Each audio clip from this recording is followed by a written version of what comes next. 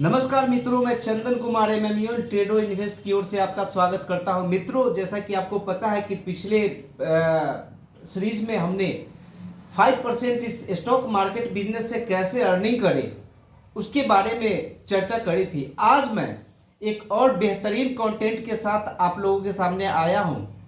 इसमें जो मैं आज चर्चा करने जा रहा हूं विवेक जी के साथ, विवेक जी आज इसके बारे में बताएंगे कि आप लोग जो है कैंडल स्टिक, जो इस मार्केट का एकदम बेसिक चीज है और ये बहुत ज़्यादा महत्वपूर्ण है, बहुत लोग समझ नहीं पाते हैं कि कैंडल स्टिक है क्या और इसके माध्यम से मुझे क्या क्या चीज करनी चाहिए, उसी के बारे में आज विवेक जी आज बताएंगे। तो विवेक जी, ये कैंडल स्टिक के बारे में आप आज थोड़ा सा बताइए दर्शकों को।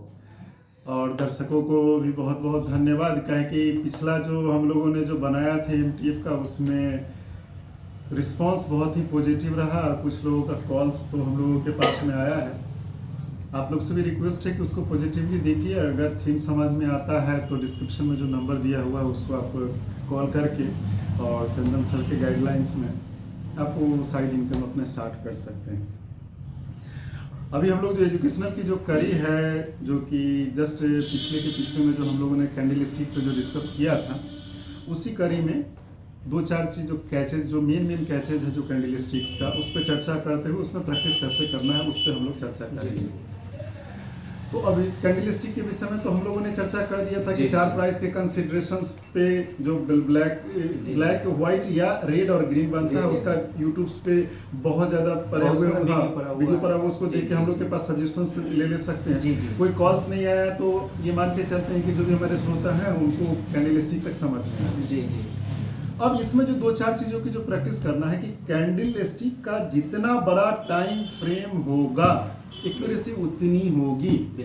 जैसे जनरली आपके पास में जो बड़े टाइम फ्रेम में वीक, मंथ, डेज, 2 आवर्स, इसको हम लोग बड़े टाइम फ्रेम के रूप में इसमें करते हैं। मिडिल टाइम फ्रेम में अगर देखें तो 1 आवर, 30 मिनट्स, 15 मिनट्स करते हैं। अब बाकी सारे शॉर्ट में चले जाते हैं।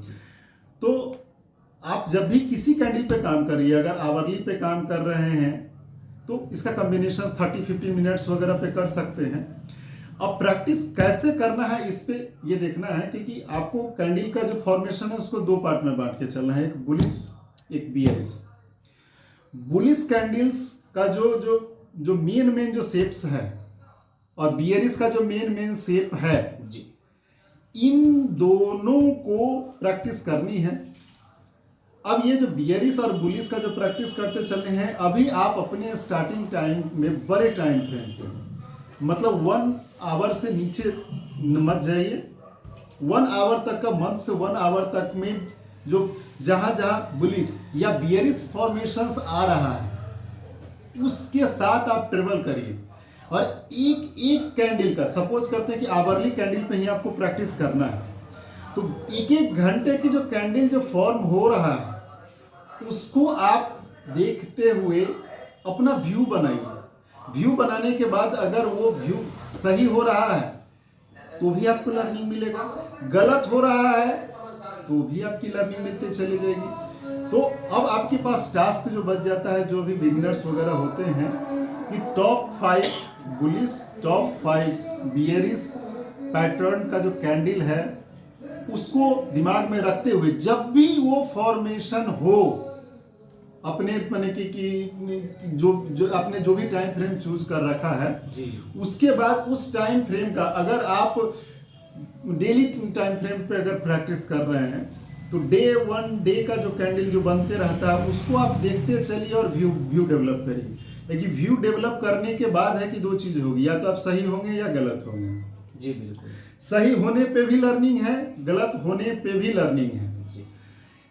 अब ये इस पर जब कुछ दिन जब आप बिताते चलेंगे, जब आपको वो चीज होमोजीनियस लगने लगेगा, जब आपको इजी लगने लगेगा कि नहीं अब क्या पैटर्न कैसे चल रहा है, किस ओर चल रहा है, तो एक मोटा मोटी आपको प्राइस का पता चल जाए कि प्राइस यहाँ से ऊपर की ओर जाना चाह रहा है या प्राइस नीचे की ओर जाना चाह रहा है या यूं ही खड़ा रहने के लिए चाह रहा है। इस चीज की प्रैक्टिस में अगर कॉमन टाइम अगर देखें तो 1 से 2 महीने के अगर आप प्रैक्टिस करते हैं तो इस चीज में आपका ये डेवलपमेंट, ब्रेन आपका रिस्पॉन्ड सही करने लगता है। इसके बाद जो टेक्निकल्स जो सीरीज में हम लोग कुछ इंडिकेटर्स पे ही चर्चा करेंगे, और उस इंडिकेटर्स के बाद सिर्फ और सिर्फ हम लोग प्रैक्टिस पर ही फोकस करते हैं। बाकी इस बाजार में और कोई रॉकेट साइंस नहीं है। जैसे कि आप अपने जीवन काल में देखते हैं स्विमिंग, इवन साइकिल चलाना में बहुत सारे जो माने कि जो अपने से सीखे होंगे या कोई बताए भी होंगे, तो हम लोग भी क्या करते थे कि वो साइकिल को गुरका के एक पैर पे टक टक टक टक टक टक मारते, गुरकाते एक समय हो गया कि नीचे वाला चलाना हम लोग सीख लिए। बिल्कुल। जिनको पकड़ के भी चलाया गया वो सीख लिए। और आज के बच्चे क्या होता है कि साइकिल में दोनों साइड जो रहता है ना कि स्टैंड के साथ में उस व्हील्स लगा रहता है, जिसमें पकड़ने की जरूरत नहीं है, थोड़ा बहुत डाउन भी होगा तो चलते रहता है, तो उसको सीखना सही हो गया है। वो काम आज के डेट में हमारा कंप्यूटर इंडिकेटर्स कर देता है। लेकिन अभी हम लोग बिना सपोर्ट का सिर्फ जो थ्योरेटिकल गाइडलाइंस से या मेंटरशिप के लिए आप फोन करके जब भी टाइमिंग हो, परफेक्ट टाइमिंग ले पे कुछ आप कंसल्टेंसी ले सकते हैं, तो उस वे से आप प्रैक्टिस करते चलेंगे तो महीना से 2 महीना के प्रैक्टिस से आप में इतना डेवलपमेंट हो जाएगा कि प्राइस का रुख किधर की ओर है। बिल्कुल। अब उसके बाद इंडिकेटर्स वगैरह के माने पॉइंट ऑफ व्यू से जब प्राइस को देखेंगे तो सही प्राइस क्या है एंट्री का, सही प्राइस क्या है एग्जिट का है, उसमें एक्सपर्टीज के लिए अगेन 3-4-5 महीने आपको स्पेंड करने होंगे। तो इसमें जो माने कि अभी एसेट्स क्लास जो होते हैं, इसमें आप प्योर शेयर पर ही काम करेंगे, स्टॉक पर ही काम करेंगे, कोई इंडेक्सेस, कोई फ्यूचर ऑप्शंस वगैरह पे काम नहीं करेंगे। उधर का डायनामिक्स अलग है। उधर सीखने में आपको दिमाग में जो भी मैंने प्राइस एक्शंस वगैरह और एक्सपीरियंस जो फील करने हैं, उसमें टाइम टेकिंग प्रोसेस ज़्यादा है। अभी जो हम लोग कॉमनली बात कर रहे हैं, और ज़्यादातर हम लोग जैसा कि पिछले बार जो चंदन सर ने चर्चा किया था MTF, उसके पॉइंट ऑफ व्यू से चर्चा कर रहे हैं, ताकि आप अपने में डेवलप लाते हुए सिर्फ कंसल्टेंसी से भी आप खड़ा कर ले सकते हैं इस व्यवसाय को।